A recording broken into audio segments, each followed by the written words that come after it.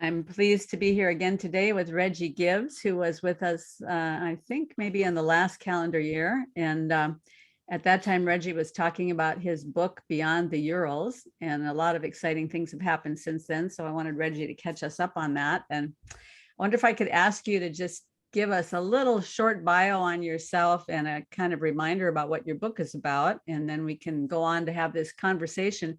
I want to have a conversation that's roughly about your wheelhouse, but then throw in a little bit of Nietzsche and Dostoevsky and see where we go with that. All right, not too difficult. Well, since I'm talking, it can't be too difficult. Yeah. Well, thank you, Karen. It's great to be back, and thanks for having me. So yeah, well, first of all, I'm not in California. I'm in New York City. Been here about 11 years, but I consider myself actually a Southerner. So I grew up in the South. My family's still in the South, and that's sort of where I call home. But I love New York City and have enjoyed being here. I was in the Marine Corps, captain of infantry, served 2 combat tours in Iraq. Then I worked in Washington, D.C. for a while, some at the Pentagon. Did a lot of overseas travel to include, back to Afghanistan, Iraq, Pakistan, the Balkans, even North Korea at one point. And then about 2010 timeframe, entered the private sector. Now I work as a financial executive here in the Big Apple. I've had sort of a enduring interest in Russian history, Soviet history for a very long time. Russia was actually the first overseas trip I ever took when I was 17 years old, so back in '93. So if any of y'all remember what was going on about that time, it was a pretty tumultuous time in Russian history. So it was about a year after the Soviet Union collapsed, and when I was walking through the streets of Moscow, and from one side of the Kremlin to the other, on one side there were pro-communist, the other side there were pro-Yeltsin supporters. That obviously would have a lasting impact on any 17-year-old who had not really traveled outside the United States before. So that really, it sparked my interest, kind of a lifelong interest. I joined the Marine Corps, got sent to both the Middle East and East Asia, nothing to do with Russia.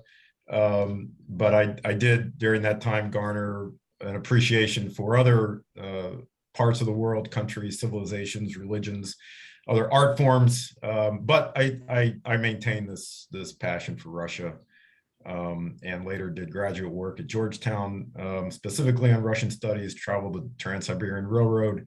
And finally, when I moved to New York City, 10 years ago, had some time to sort of, put a lot of my thoughts on paper about Russia, and then Russia being as vast as it is, both historically, philosophically, from a religious standpoint, you kind of find when you're writing about something that vast and that deep and that dark, and I say that with in the most respectful way, and for that country and what they've experienced in history, you find that there are themes that overlap in your own life, and particularly for me, who'd already experienced war, business, love, travel, I found a lot of these things overlapping, and they found their way into the book that I finally completed last year, Beyond the Urals, and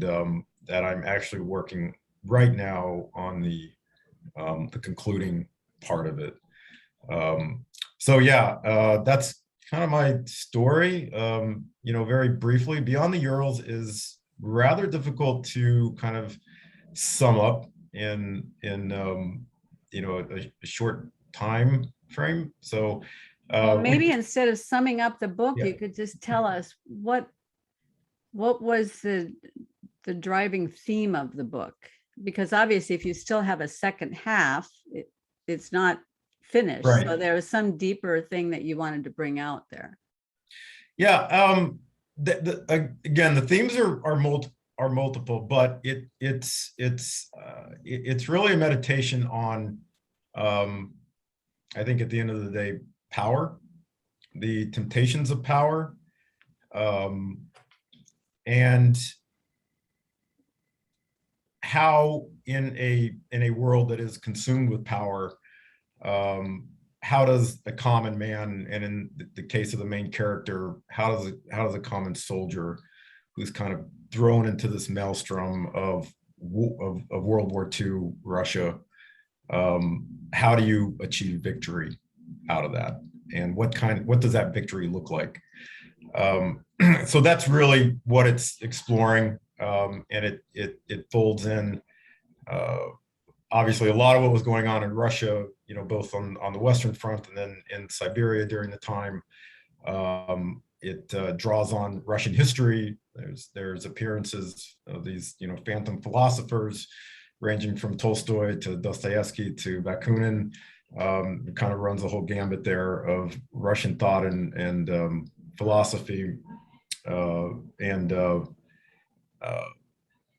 then even Peter the Great makes an appearance. So there really is a lot there. And where I'm going with the conclusion novel, I don't like to call it a sequel because that makes it sound like this was some kind of action hero novel, and it's going to go on and on and on. That's not the case. The conclusion novel, well, let me say that the first one ends in 1942. The second novel actually picks up in 1996. So about 4 or 5 years after the collapse of the Soviet Union, and when Russia once again finds itself engrossed in not quite an existential conflict this time, like they were with Nazi Germany, but as we all know, in about 10 years following the collapse of the Soviet Union, there were a lot of sort of these conflicts that sprung up within the former Soviet Union. The most notable being the Chechen conflict. So once again, they're involved in this, and we see the main character now as an old man, and he's about to embark once again on a journey deep into Siberia, and there's a lot of questions about why he's doing that. But I think it's going to be, I didn't plan it this way, and I didn't plan it this way. It's kind of working out. And since I don't think this issue is going away anytime soon, I think that when the novel finally does come out next summer, I'm hoping for next summer, it's still going to be timely. But I think it's going to resonate with our withdrawal from, rather disastrous withdrawal from Afghanistan. Mm-hmm. And again, obviously nothing I planned, but I think the United States obviously is not an empire in collapse. We're still very much a country, and hopefully our best years are ahead of us, but we're still dealing, particularly from someone who served in these conflicts after 9/11.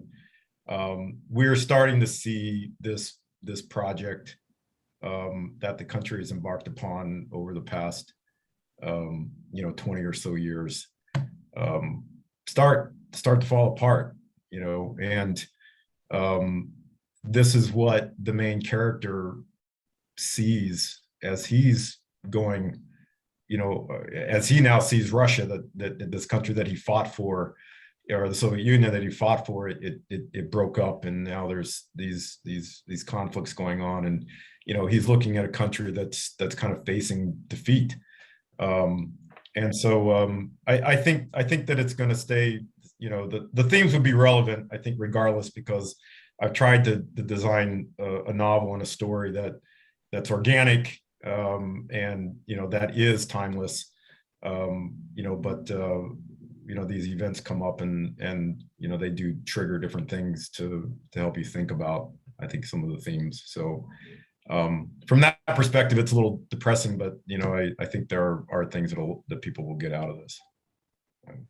Well, I've heard people often say, I've heard authors often say that their characters sort of take on a life of their own, that they can't really control what's happening. Is that the sense that you get once you got your character started out? He sort of started managing his own life, so to speak. Yeah, no, I absolutely. And to me, that's when you know that you've written a strong character. I'd like to think that I've written a strong character. The feedback that I've gotten on the novel, I've been very, very happy with. And people think that they're going in to read sort of an action, World War II novel, and they read the first couple of pages, and it's talking about the descent of Christ into hell, and suddenly they're like, well, this is not really what I'm going to prepare for something a little bit more heavy here. I had a few readers say that to me, but I think that is, that you've written some strong characters, when they do start to take on a life of their own, and when you reach a point, you have a general sense and you have a general idea of where you want the book to go. But then you get to kind of a fork in the road, or multiple forks in the road, and you want to go one way, but the character, as you've written him or her, demands that you go another way, and that makes you think then, because this character that you've created is actually having an effect on you, rather than you just kind of having this top-down effect on them. And so I'm pleased with the characters I've created. I think they're good, strong characters. The backgrounds I've given them, the conflicts that I've given them, and I don't think that the story, I can't imagine the story having worked in any other country or any other period of time in the way that I've structured it. So I'm very pleased with it. I'm happy with it, and hopefully the second one is received as well as the first one has been. Well, so you're obviously a very busy person, because you're a financial executive, and you have family, and you just have to live life, and you're a man of faith. And how on earth do you find time to write a book? Do you have a particular time span that you set aside every day to make sure you get a certain number of pages done, or how do you keep making progress? Yeah, sometimes. So I work. I don't have a set schedule. I thankfully I'm able to manage my time by two ways. First of all, I have very good people working for me, first and foremost. So that getting the right people in place, in your company, that takes some time to start with. So, but once you got a good team, it almost kind of runs itself. And once you set the goals for people, they know what they have to do. And, if you have the right people working for you, they'll alert you to the problems that need solving. So I'm lucky in that sense. The second thing is I don't have children. So, that helps. I have absolute admiration for, and most of my friends have children. We have some friends here in New York City that do not, but I know how busy parents are, and I completely admire them. I am involved in the Big Little Brother program here, though, in New York City. So I have a 9-year-old that I keep in contact with and mentor, and I think that's been important, particularly during the COVID times, when kids haven't been able to get in school, and it's they have somebody to take them out and do things and encourage them. So that's how I manage my time. As far as writing, I have to be honest with you, I don't write a lot in the summertime because it's too hot. The temperature does affect my mood. The fall and winter is when I enjoy writing the most. I like getting either a good glass of wine or usually more a glass of scotch, and sit and put on some music and some days, some weekends, uh, I'll crank out a lot of pages, many pages, 15, 20 pages, and then other times it'll be a month will go by and I'll write maybe just 5 or 6 pages depending on what's going on or what I'm feeling like. So I do have to feel a little bit of inspiration, and I do have to be in that mood to get the words flowing. But man, it feels good when you kind of have that inspiration and you're able to you can kind of feel the words flowing, and that's a good feeling. And I like to wait for that moment. Sometimes it doesn't come when I need it to, but I do prefer to wait for that. Yeah, it's an interesting thing because I kind of work the same way with painting that you're describing there. Sometimes I can go for 3-4 weeks at a time, and I can crank out maybe a couple of paintings a week, and then I'll go for several months and not do anything. But there are other artists who absolutely insist that every single day you have to go out to the studio, you have to produce something. It doesn't matter if it's good or bad, you just have to work every day. And I know there are authors who set aside 3 hours a day and they just sit down and they crank out something. But I think it has to be idiosyncratic for every person, because the artistic, whatever it is, I don't know if it's inspiration or intuition or whatever, wherever that stuff comes from, when you get the juice, Yeah. It's different for everybody. Yeah. And if you take, I haven't published a lot, but if you take a look, my first piece that I got published was actually by National Review, and that was back in late 2009. And then the second piece came about 4 years later. And then I did another short story about 3 years after that. And then, Beyond the Urals, which came out last year. So I have about a 3 to 4 year, about a 3 to 4 year window that I don't really publish anything. And, my paycheck doesn't depend on that. So I'm able to do that, thankfully. But again, the conclusion novel, I'm going to try to have that out in record time for me anyways, which will, be next summer, next fall. So would you say that anything has changed for you since you published the book? Have you met new people, gone new places, did you do any sort of a book tour, either virtually or in person, or? I did. So I've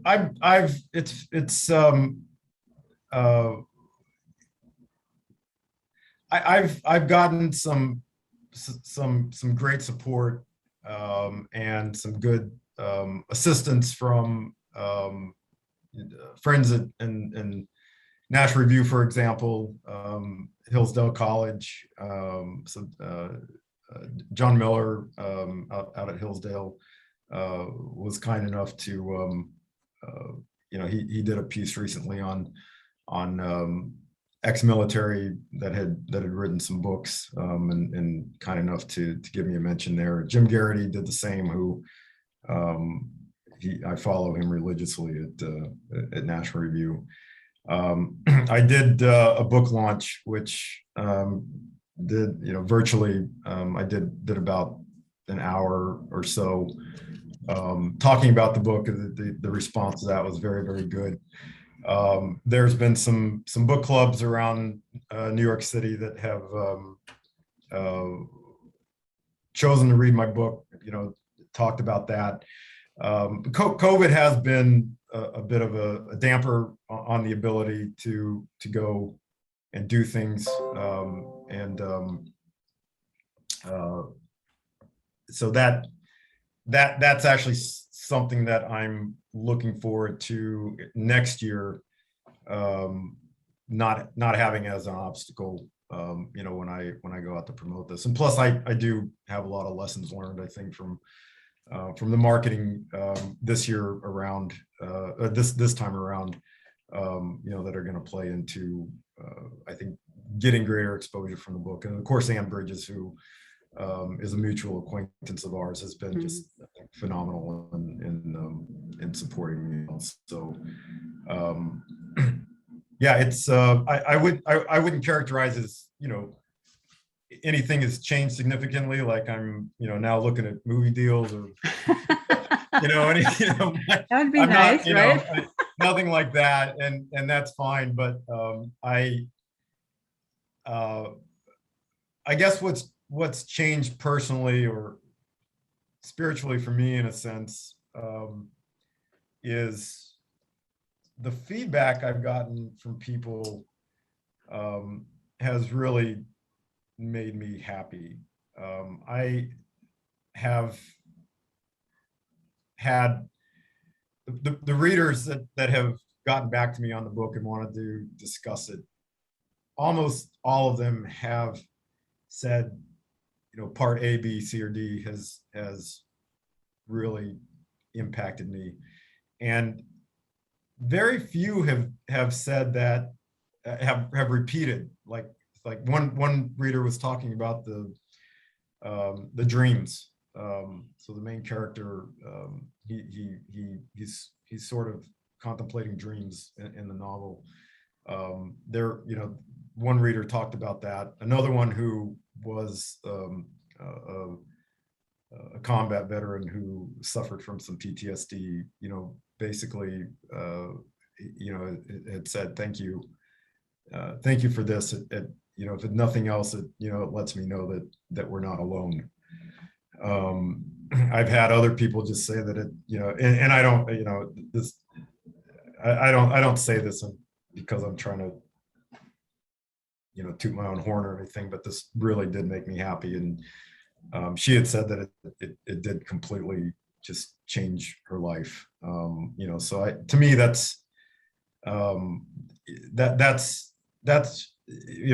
review like that, from somebody, and I don't care who it says, everybody is, whether it's New York Times that says it or, the person next door.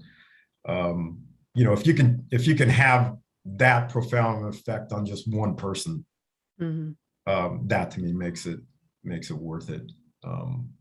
Because that person, their life has changed. They're going to take the messages from that. They're going to spread that to people that they know and that they love.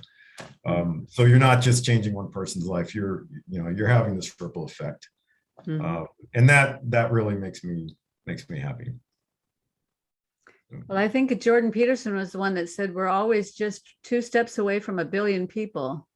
Yeah. Because each of us in our circle have at least 1,000 people that we come in contact with, or that we have some sort of influence with, and then each of them 1,000, and that's 1 million, and then each of them 1,000, that's 1 billion. So it goes pretty fast, I think one of the great things about getting older, I'm 45 years old now, is you do lose this kind of idea, youthful idea that you want to be a part of something that just has kind of this life world altering effect. And I see this a lot, particularly with people that join NGOs, and a lot of these NGOs do great work. I mean, that's service to my country, but also kind of this desire to be a part of history is, it's myself. One of the reasons you join an organization like the Marine Corps.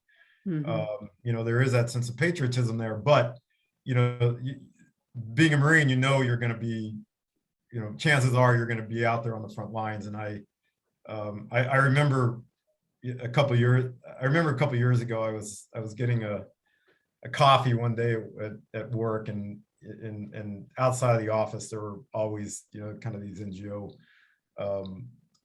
these NGO volunteers that were like, hey sir, do you have a couple minutes to give some money and, change the world? And I just kind of laughed and I said, oh, thanks. I was a United States Marine. I've actually already changed it a couple of times. And so, and he kind of laughed. That was nice about it. But you do get, you kind of grow out of that. And I think that you do see that the world can be changed just, by the personal interactions that you have with people every day. And that's kind of something also that drove me to get into the Big Brother, Little Brother program. Is, I have this interaction with a 9-year-old. You and I are talking about, history and philosophy and all this stuff. Well, that's great. What matters to him is Godzilla. And, he's the world's biggest Godzilla fan. And I enjoy talking about that with him. I knew nothing about Godzilla or that whole universe. Now, now I do, and that matters to him. And, the fact that it matters is gonna, and it's somebody cared that an adult cared is gonna, he's gonna carry that with him a long time, hopefully. That's really cool.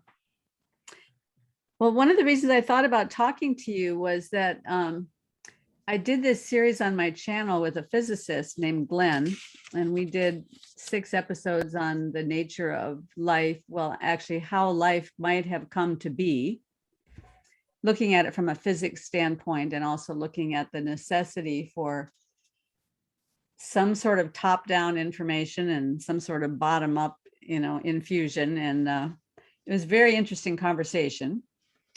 And then I had a kind of roundup, kind of a conclusion conversation with him, in which at some point he was describing to me Nietzsche's Hammer. And he said that he had the opportunity to read that. I think it's in Thus Spake Zarathustra, the section about Nietzsche's Hammer. And he said he had an opportunity to read it in the original. And or maybe not in the original. Was it originally written in Russian or in German? He read it in German. German, yeah.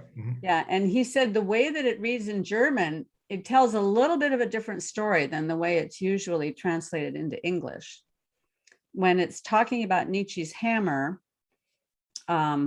he said it's all about how a bell is cast at the foundry, and sometimes there might be little flaws in the bell, and you can't see the flaws. So what they have this little hammer that goes around and taps on the bell, and they can tell by the sound of the bell if there's a little flaw there. And sometimes actually, if they hit it right on the flaw, the bell will just crack, and that's the end of the bell.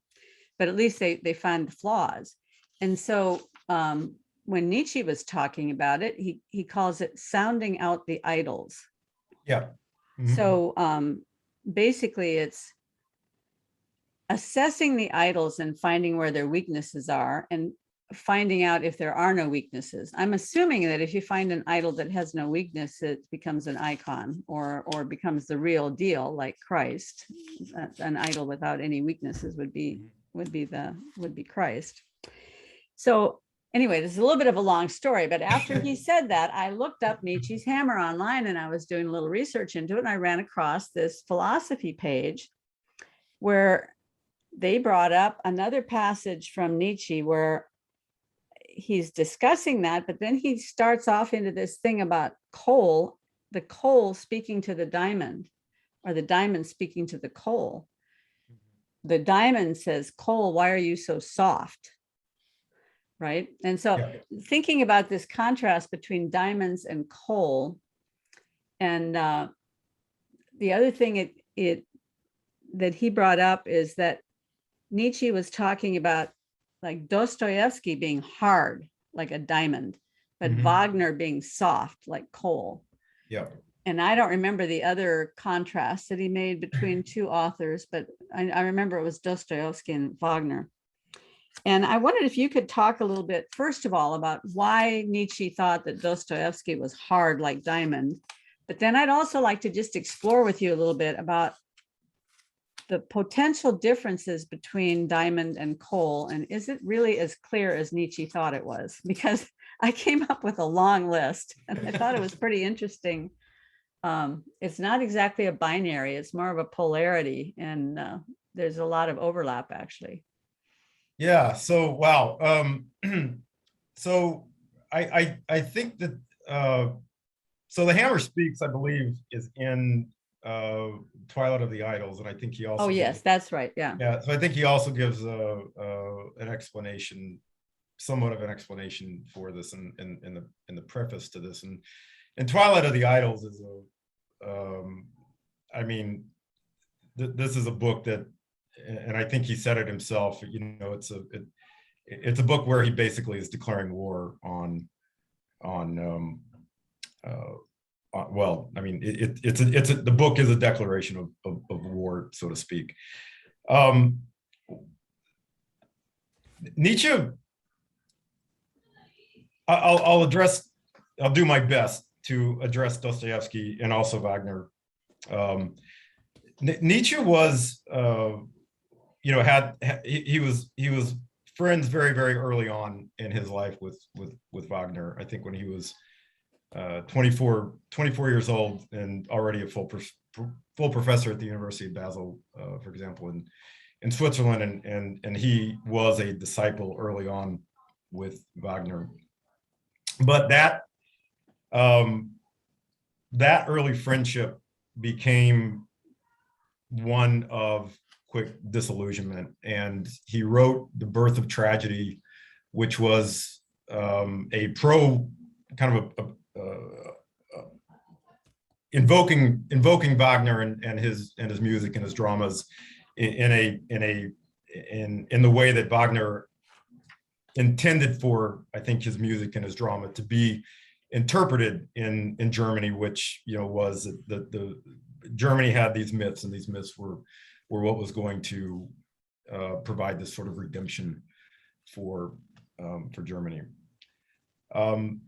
Wagner, though, became disillusioned. I'm sorry, Nietzsche became disillusioned with Wagner not long after that, because he decided that Wagner was a decadent. And decadence to Nietzsche was a great sickness. And Nietzsche had a very, in my mind, in my opinion, a very odd definition for what decadence was. In fact, I think it would be quite the polar opposite of what you and I, as Christians, would consider decadence.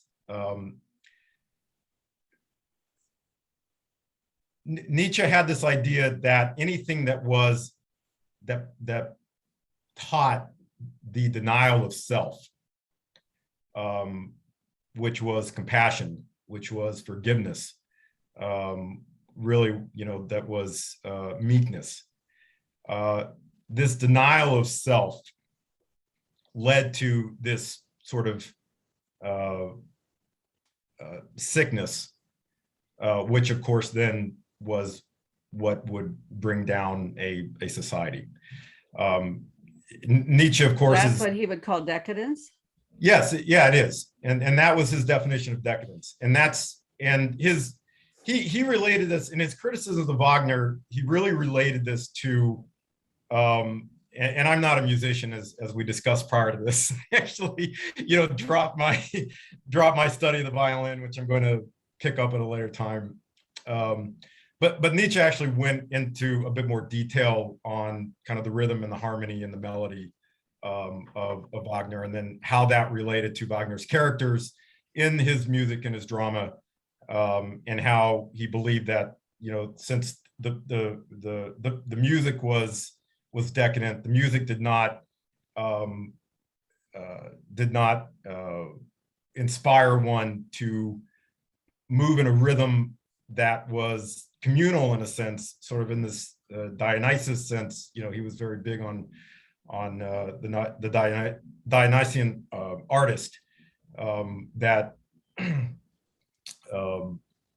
that this corrupted Wagner's music. It corrupted his characters. Hence, Wagner's characters themselves were basically frauds. So it's very, very complicated, his history with Wagner. But basically, he rejected Wagner, believed he was a decadent, believed that this decadence was creating this sickness in society. And of course, you know, Nietzsche is very much associated with strength, you know, the will to power, which he believed was really what was the driving force behind life, behind human beings. So So that would it derail you here if I just ask you one question, or? sure, yeah. Yeah, okay. Because you brought up something very interesting when we think about this issue of compassion and forgiveness and meekness being part of the Christian story. And the misunderstanding of that, or the misuse of that story, we can see that that's kind of what's at the crux of the whole problem today between what one might call authentic Christianity, and where postmodernism is trying to drive a wedge into things, and where we're starting to lose our foundations because we're losing our grip on where the truth is, and losing our grip on the categories. And we see this happening all around us in the society. And it seems like this is like right in that spot. And the reason that it troubles me a little bit is that I really like Jordan Peterson. I really like all his teaching. And I think so much of it fits right into the biblical perspective. And yet you could hear his teaching in one way as being all about strength and self-will and making it happen. And so Nietzsche would never think of him as a decadent.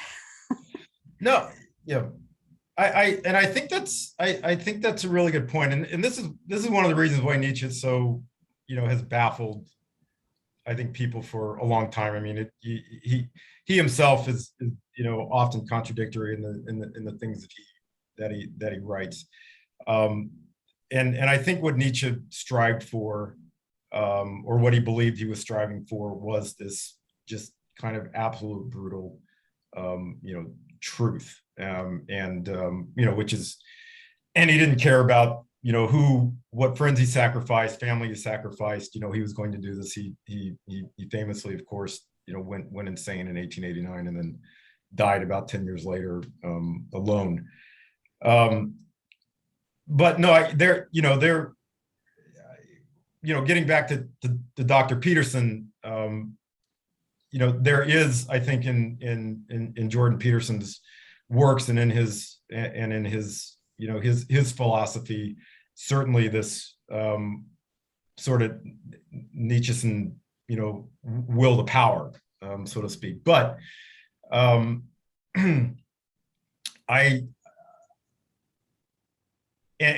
know that Jordan Peterson himself is, kind of straddling this line between atheism, and I know he speaks positively of Christianity, but I don't think that he can actually bring himself to believe it at this point. So I think that that's a very interesting point, and certainly I think one worth exploring more. And has Jordan Peterson ever spoke about Nietzsche directly? Oh, he speaks about Nietzsche all the time. Yeah. But he said he feels that Nietzsche has been widely misunderstood. And he also talks quite a bit. There's another professor from the same university in Toronto named John Vervaeke, who did a whole series of videos online called Awakening from the Meaning Crisis, where he lays out the history of philosophy from the very beginning until now, and kind of where we got off the rails, and trying to explore how we've lost meaning. And now John Vervaeke is an agnostic, and but he does understand some of the what he would call the benefits of Christianity. He understands the benefits of religion and the necessity for religion in today's world. And they had a conversation about a month ago. And in that conversation, one of the things they talked about was that Nietzsche was misunderstood, that when he came running into the marketplace saying, God is dead, he was speaking to the atheists, not to the Christians. And that, and I think they were speaking symbolically when they said that. Yeah, sure. I don't know if there really was a marketplace, but the idea is that that Nietzsche was pointing out that I think he was pointing out that the weaknesses in what had happened inside the Christian church had set things up so that inevitably belief in God was going to fail in the next century. And so Jordan Peterson says Nietzsche more or less foretold that the 20th century would be a bloody century with many millions killed. And that both Nietzsche and Dostoevsky were writing about the same kinds of things during more or less the same time period. And they both were giving warnings about what was to come because of the weaknesses that were existent at that time in the church. Right. So Dostoevsky was, he was famously, I think, a Slavophile, which almost automatically made him a very big supporter of the Russian Orthodox Church. And particularly in his novel, The Idiot, he really lashes out at the Catholic Church. Nietzsche was the product of Lutheranism, but he would have obviously, having lived in Europe, been exposed a lot to Catholicism itself.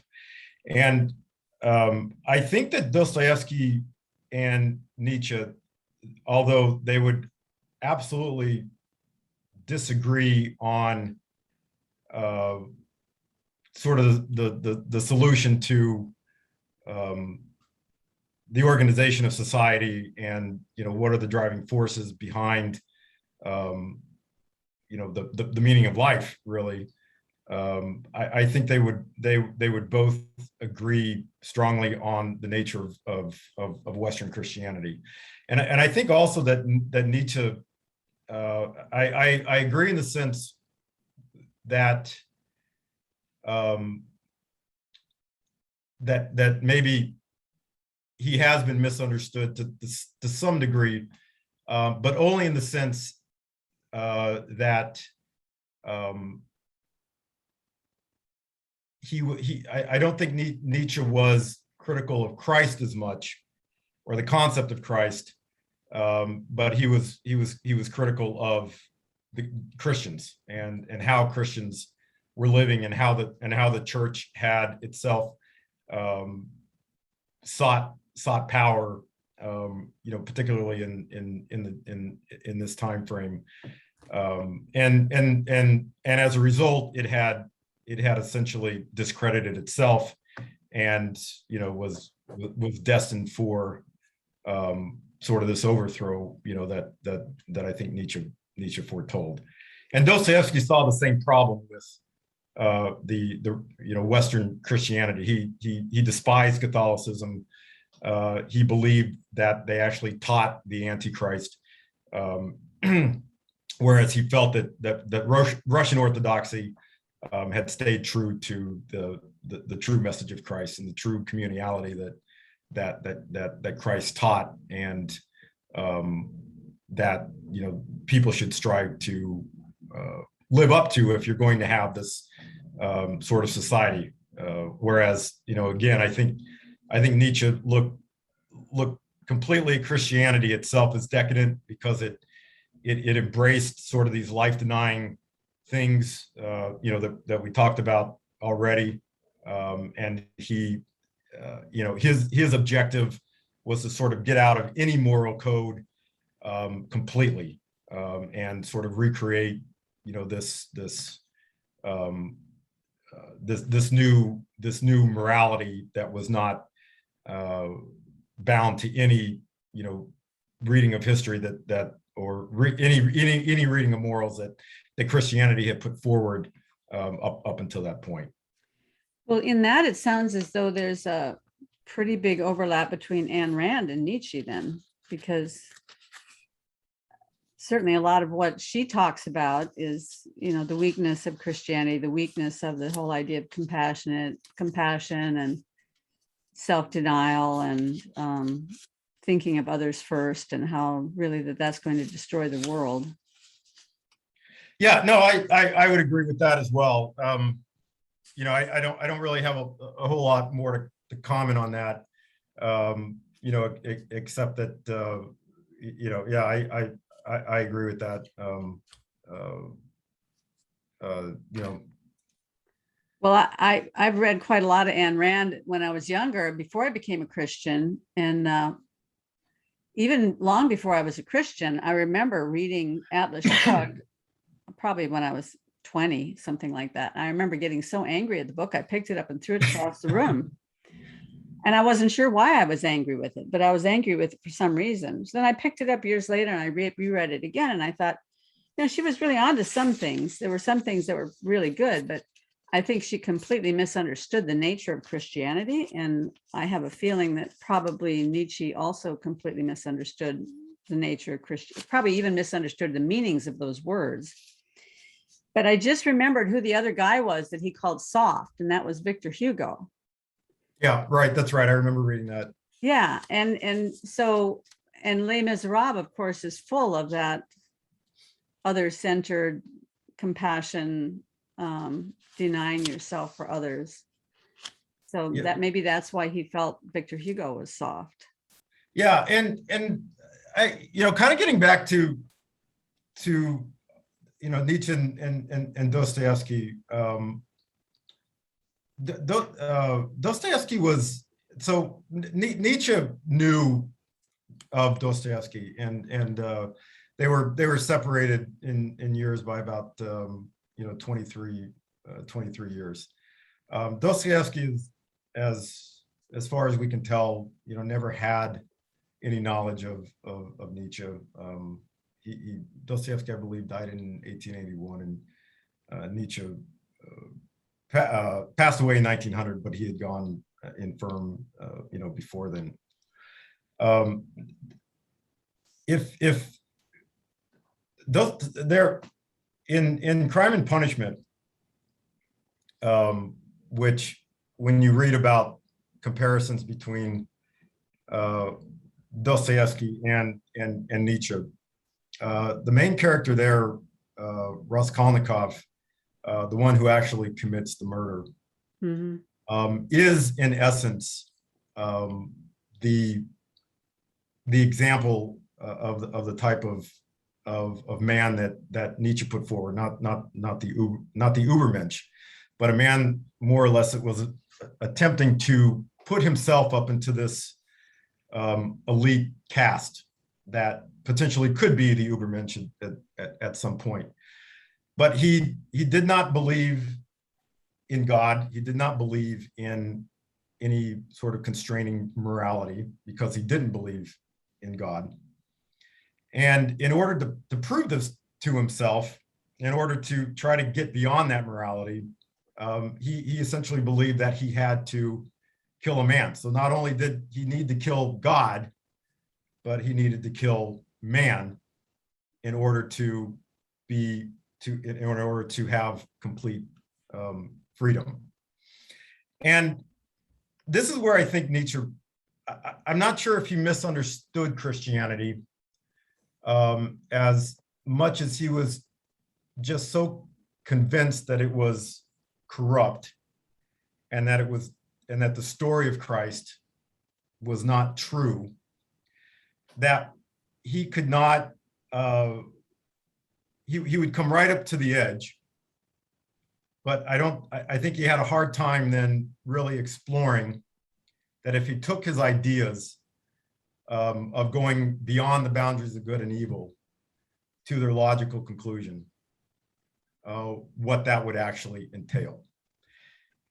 And Dostoevsky, on the other hand, did. And he did this in Crime and Punishment with Raskolnikov. He did this in the Brothers Karamazov, I think with some of the characters there in the Grand Inquisitor, for example. He also did it in Demons, or the Possessed, where he has another figure, Kirillov, who is another Raskolnikov type character who basically questions God and says, well, there is no God, I am God. And the only thing that, and to prove it, I'm actually to prove that I'm completely free, the only logical thing to do is to kill myself, because then I can prove that I am beyond any constraints whatsoever. I'm completely free. But of course, the irony in that is that in trying to build himself up into a god, Kirillov actually just disintegrates himself. The same thing with Raskolnikov, even though Raskolnikov at the end of Crime and Punishment does not, he actually just ends up going to prison and then eventually being let free. He still realizes the truth that even though he has committed a crime, he's killed man, that does not make him God, because the feelings that he has and the isolation that he has afterwards, that's his punishment. And nothing that we do, these things that we believe are just these constructs of a morality, be it a Christian morality or not, they actually are real, and they have consequences. Whether with Kirillov it is suicide and self-disintegration, or with, in the case of Raskolnikov, it's an isolation, it's a guilt. You don't get rid of this. Nobody is able to rise up against that. And this is where I think Nietzsche goes wrong, is I don't think he understands the consequences. And in fact, I'm almost tempted to say, and I'm sure there are many that would debate me on this, that Nietzsche himself is a bit of a fraud, because he didn't kill somebody and he didn't commit suicide. So he's more than willing to postulate about these, the right, going beyond good and evil and tearing down these norms, and looking forward to the appearance of some, the overman, the overmensch. But I don't think he ever explores those consequences, and I think that's, maybe he would have done that later on if he had not, gone insane. But I don't see that sort of self-reflection, consequences of action type of deal that Dostoevsky actually had the courage to explore and actually put his characters. In fact, the whole premise of The Idiot was, the creation of this perfect character, and the idiot, of course, is a title of sarcasm, because the main character, the prince, he's actually not an idiot. Everybody thinks he's an idiot, but he's so kind and he's so gentle. He embodies kind of the perfect aspects of the Christian faith. He's actually quite wise and he's actually quite intelligent, but he's so pure that people think he is a fool, when in reality he's not. All the people that think he is a fool, from Kirillov to the other antagonists in the story, they're the ones, seeking sort of these answers outside of God, outside of Christ, outside of Christianity, outside of this moral code. They're the ones that actually end up in a very bad place in life. And so again, I don't think that I don't think that Nietzsche misunderstood Christianity. I think he was very familiar with Christianity. I think he was very familiar with the Catholic Church. He was a theologian, or he studied theology before he went into philology and then later into philosophy.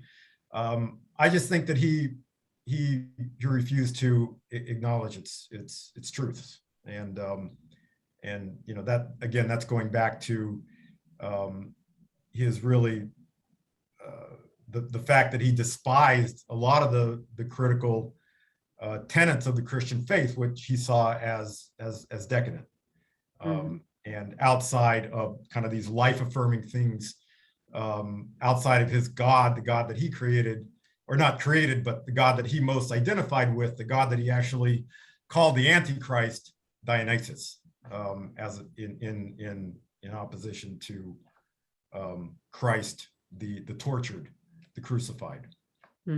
So that's where I think he was wrong. Well, I don't know much about his life, but just hearing what you said about his ideas, it occurs to me that he probably didn't actually live an embodied life. He was mainly all up in his head all the time. Was he married? Did he have family? He was not married. He was never married. He had a sister that was with him in the last days of his life. Mhm. And as I said, early on, he did at the beginning of his academic career, he was pegged as a prodigy very early on. Mhm. At the ripe old age of 24, becoming a professor at Basel University. But Yeah, as that's not very healthy for the ego either, is no, it? it's not. No, not at all. And then if he And he had had no made these family, friends, he had no and children to bring him down a peg. yeah, I He mean, had no yeah, wife to exactly. kind of hold Yeah. him in line. Maybe that's my problem too, but I have. No, I, but you also served all those terms in the military, and you had to see reality on the ground. I mean, there's something about being anchored by being living an embodied life, and sometimes I find myself getting up inside my head too much, and I have to go clean the toilets or something, because yeah, you want to be anchored to something. This is a real world that we're dealing with here. yeah. And so, well, while we have just a few minutes, let me throw this at you about coal and diamonds, because I thought it was interesting that Nietzsche used this illustration of coal being soft and diamonds being hard. And so in his mind, the diamond was the powerful, brilliant, kind of almost deified. Mhm. So he looked at Dostoevsky as being that, and there was one other author that he mentioned. I don't remember who it was, but it would be this will to power idea of diamonds. And Right. Mhm. but as I started thinking about this, as to price, certainly diamonds are more expensive, and as to beauty, you could say diamonds are more beautiful than coal, and they certainly are harder and sharper. But as to just sheer utilitarianism, a lump of coal is a lot more useful, isn't it? I mean, when you're cold, you can cook with it, you can keep warm with it. No, that's a very good point. The utilitarian aspect of coal, the ability to actually use it, whereas a diamond, as beautiful as it is and as hard as it is, it certainly can be used as a tool, very expensive tool to cut things, but for the most part, it's it's used for rather superficial purposes, and that's to look good. Coal is also it's not as pure as diamonds. So there is the carbon that creates diamonds is almost completely pure as opposed to coal, which has a lot of other sort of additives and things in there.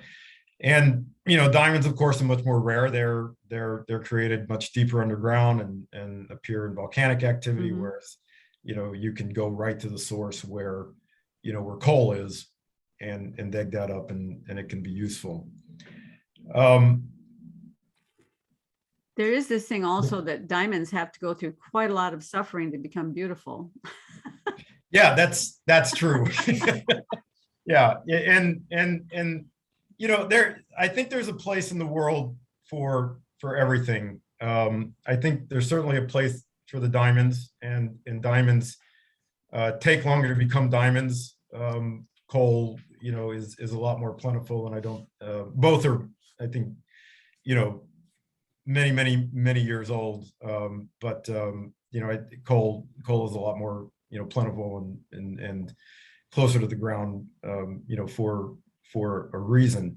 But I think that Nietzsche would certainly admire the diamond over coal. For the very things that we've talked about. He admired strength. When he was trying to strip down and ask questions, and he did. He asked very probing questions, often in ways that, and this is why he lost a lot of friends. He would often do so in such kind of a brash way that I think it just turned off people. In fact, he didn't even have publishers by the end of his life. because he just had no readerships left. So he was actually paying to have his own pieces published. So he certainly admired, I think, the concept of the diamond over the concept of the coal. And I think he was always trying to find the diamond. And that's why he asked the questions. And that's why he asked, he would say things, or, make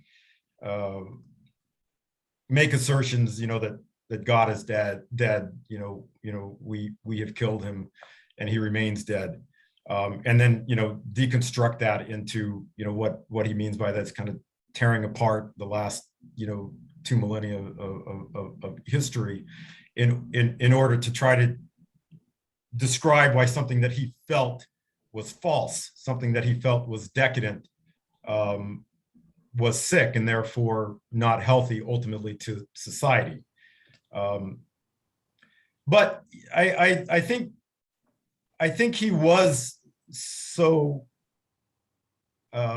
obsessed with purity and strength and hardness that even though he claimed that sort of the Dionysus, the god of wine and the god of chaos and everything, even though he claimed that as his god, I think he actually in that quest, he actually sort of threw away I think he threw away kind of the Apollonian side of that, the reason side, the rational side, which he famously felt had kind of overtaken Europe, and particularly the Roman Catholic Church as the inheritor, as sort of the philosophical era of the Roman Empire. So I think in the pursuit of one, he actually did overlook the other, and I think I think this is in keeping with the tradition of the Greeks and Greek tragedy, which was a big part of obviously Western civilization, and particularly in Wagner's music and drama. There was always this balance between the two, and the Greek tragedy was born out of the hero, so to speak, trying to have a rational ending or a rational context to the tragedy, the chaos that was surrounding him.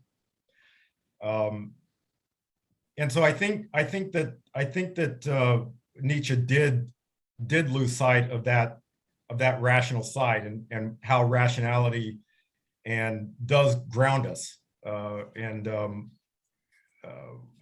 so I would associate perhaps that with the coal. He threw away the coal in pursuit of the absolute pure, in pursuit of the diamond. Yeah. That's so interesting. But that also makes me think about why is it that Hitler liked Wagner? Wasn't that true? Hitler really liked Wagner, liked his music. Yeah, Hitler did like Wagner, and a lot of that had to do, I think, with the German myths that the Aryan myths that Wagner kind of brought out in his music dramas. Mm-hmm. I mean, and kind of the irony of that is that even though Nietzsche began as a disciple of Wagner, and then later rejected him. In fact, he rejected all things German. He despised German society and culture in the 19th century, and he eventually became Swiss, and attained Swiss citizenship, and then died there. There was a movement when National Socialism became a force and a power in in Germany in the 1920s and the 1930s, where there was this move to try to claim Nietzsche for National Socialism. And Nietzsche was not, he actually despised anti-Semitism, and there was, I think, a misreading of his idea of the Übermensch, this kind of overseer that I think Hitler, many of Hitler's followers probably saw Hitler as, and it's never really clear because Nietzsche in a lot of his writings was contradictory, and a lot of it was, sometimes you couldn't tell if he was in his some of his ideas he was actually being literal. And the Übermensch, there is some debate there about whether this was sort of figurative idea, way off in the future, or whether we were actually supposed to be expecting the arrival of the Overman at some point in their history. But I think that again, somebody can probably debate me on this, but I think that the idea that Nietzsche would have approved of National Socialism and Hitlerism. I don't think that would hold water for most people today. And I have no idea what Wagner would have thought of Hitler. Mm-hmm. Hitler obviously admired him. And it was an inspiration to some of his ideas. Well, in today's world, people get blamed for who admires them. Then that's an unfortunate thing. So we could tar and feather both Nietzsche and Wagner just because Hitler admired them, but maybe they wouldn't have had anything whatsoever in common if you actually knew the people. So and this again, another fascinating thing about Nietzsche, is that you were claiming just a few minutes ago that somebody like Jordan Peterson actually thinks he's misunderstood, and I don't think. I don't want to go too far with that, because obviously he teaches a lot about Nietzsche, and I just picked out one little piece there, and he does think that Nietzsche was very prescient about what was coming, that he foresaw what was coming, and so we have to at some point we have to take seriously what he was talking about, because he understood where things were headed. But it's a funny thing. As I think about that, I think, well, yes, but how much of it was him foreseeing, and how much of it was him actually influencing us in that direction? That's hard to know. So. Yeah, no, that's actually a fascinating point. Particularly, if and Nietzsche, I think there's something in his philosophy and his writings for everybody. I myself, even though I'm clearly a Christian, and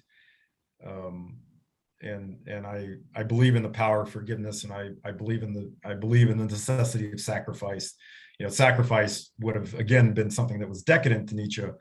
I at the same time,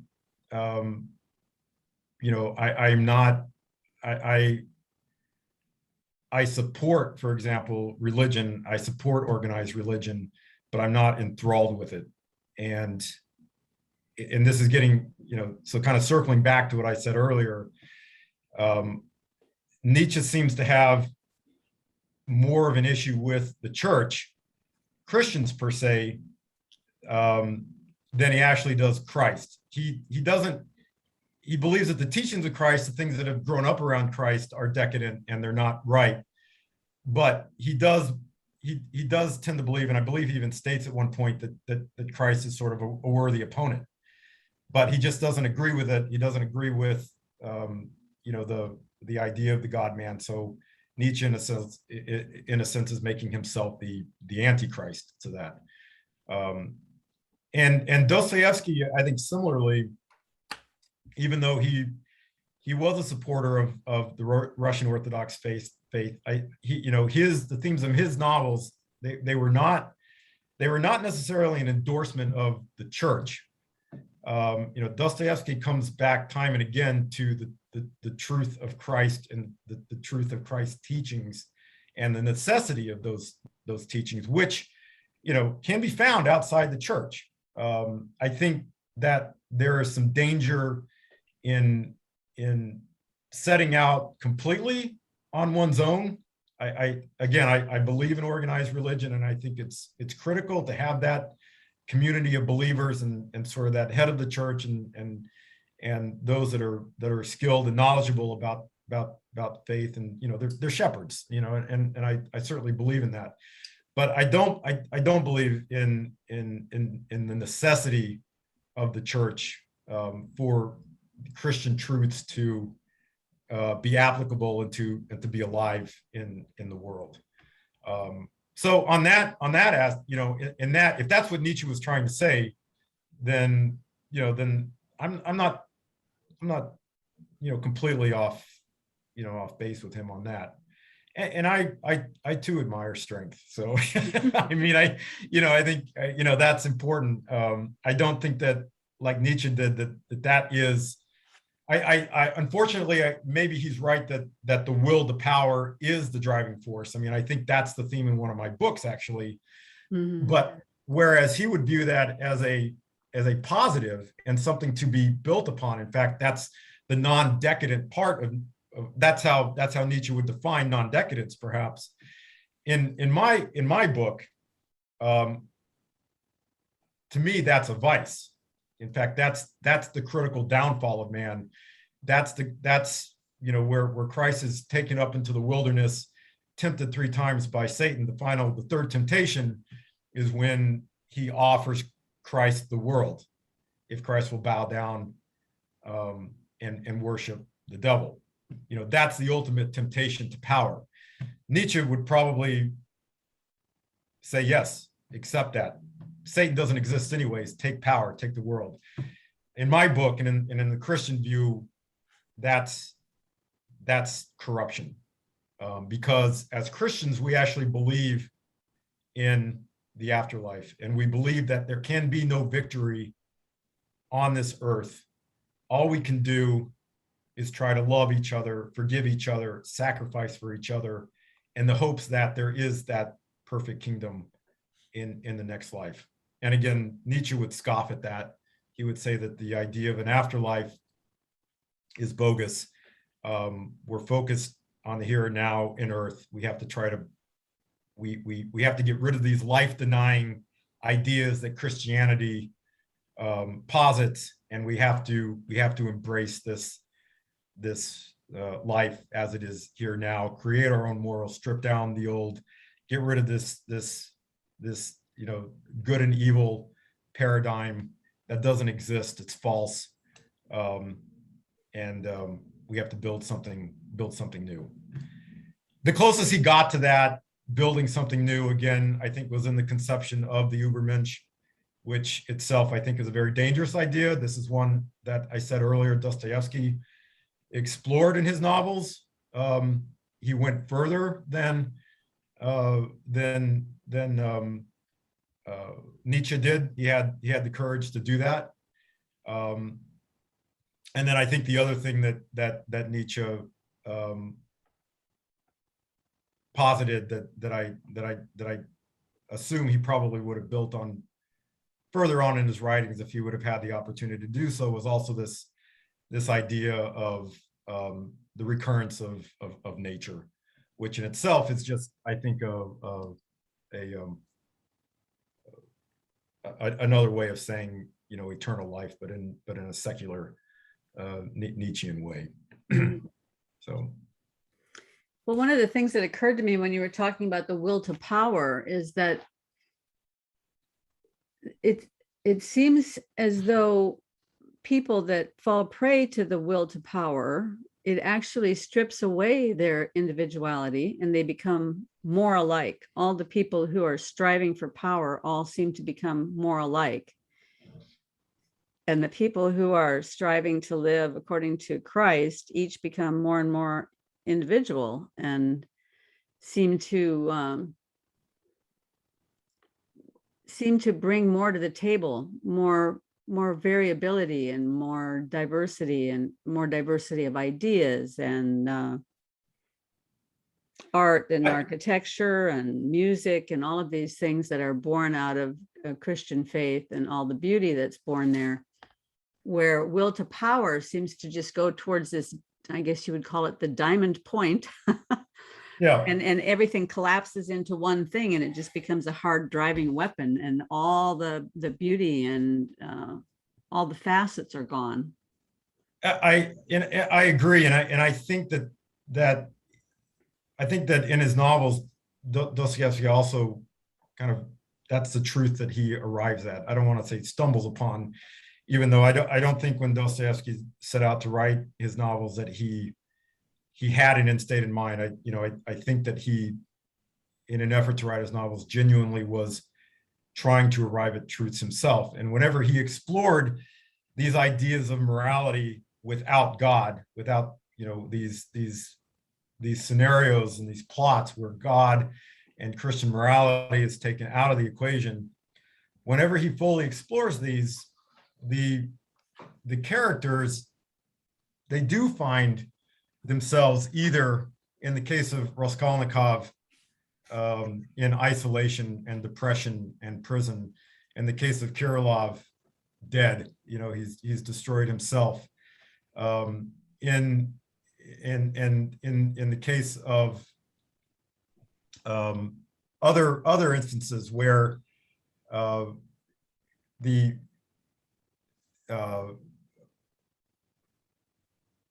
where despotism actually, when characters have this idea that they're going to throw off all the shackles of tradition and the things that have been taught to them, it actually ends up in a despotism that is wildly beyond what they had imagined when they set out to doing it. So I think that is certainly an irony that where you have folks, and you see this today, that they are attempting to create their own realities, their own norms, and their own ideas of again, morality outside of what we would consider traditional mores, and they're finding that they actually become enslaved. I think, and I'm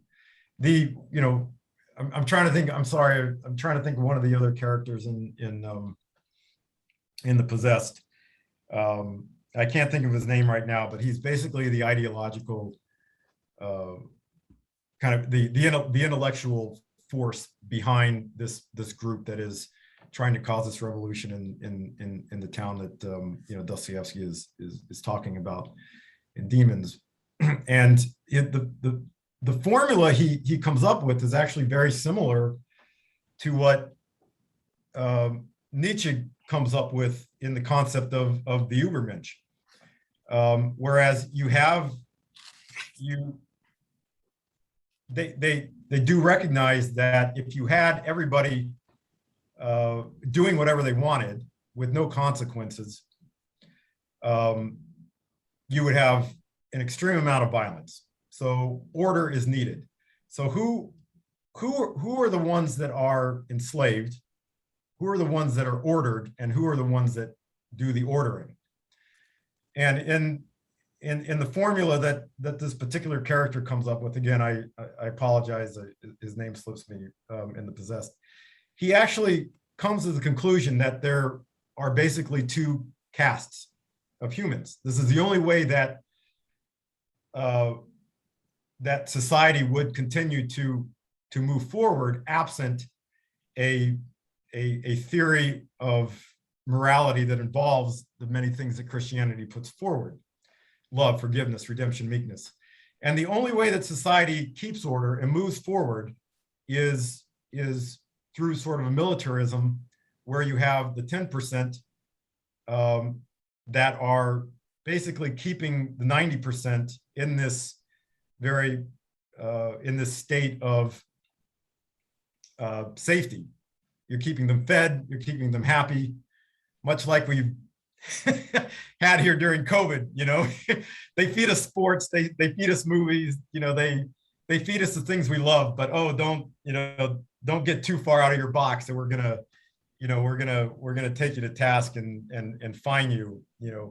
A little bit of a modern parallel there, but that he finally does recognize that there is this what would result is this ruling caste versus this enslaved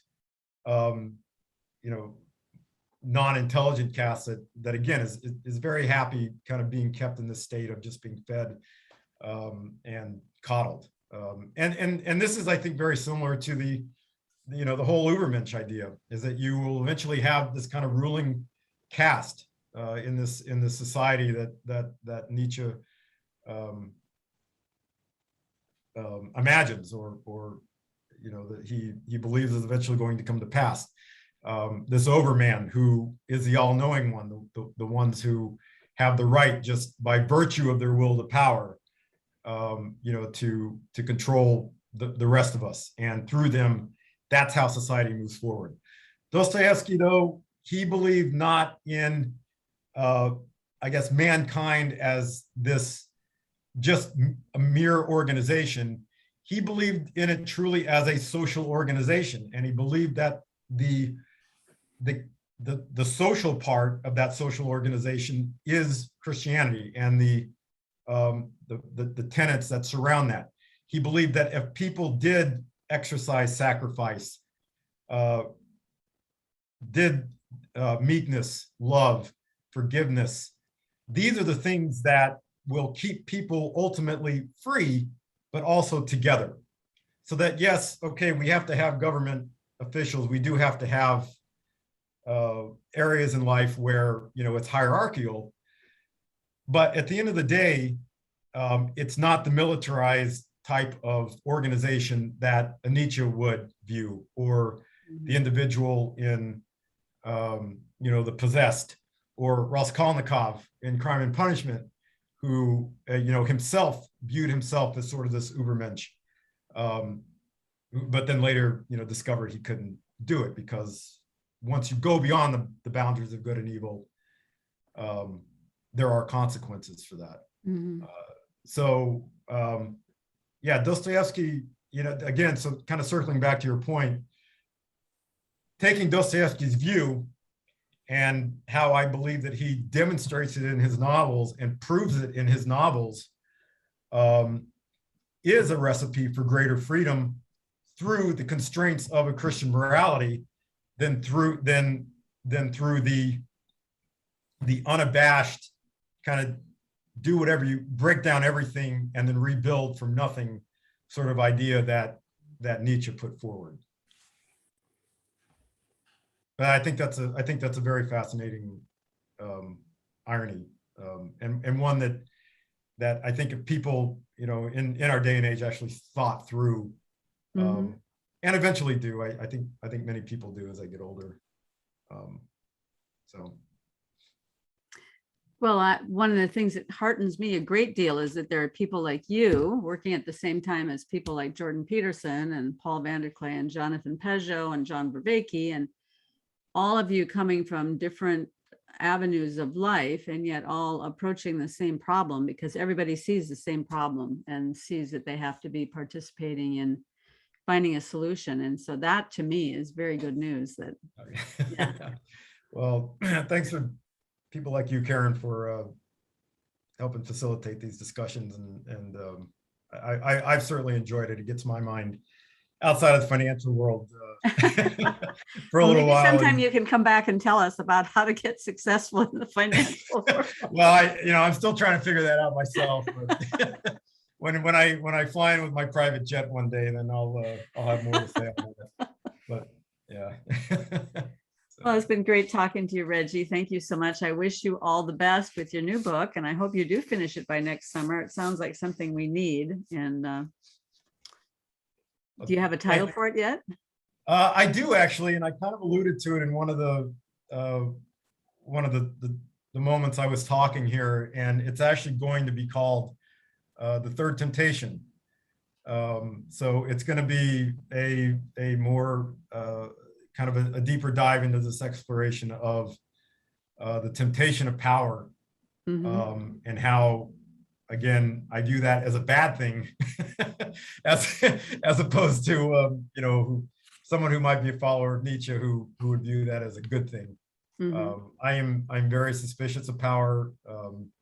That's one of the brilliant things that I think that I've always admired about our country's stated form of government, and in generally, in the West, because of our the traditions, actually the roots that the West has in Christianity, which fundamentally views the human condition as flawed and fallen, therefore it cannot be trusted. Therefore, you have to have layers and layers and layers and layers of checks and balances in order to keep these different things in check. So yeah, it's going to be more of of an exploration of that. But again, it's going to be a meditation, I think, on, even though I haven't reached it yet, I'm getting there, getting closer every second to old age. It's going to be a meditation on getting older. When your country is suffering a defeat, or is, coming out of a defeat, how does that affect the psyche? Again, how does that affect your perception of victory? How do you still rise above the challenges, or how do you rise above defeat and still claim victory? Looking forward to it, Reggie. Thank you so much. We'll talk to you again soon. All right. Thank you, Karen. It's good to see you. Yeah, have a great day. Bye-bye. All right. Bye.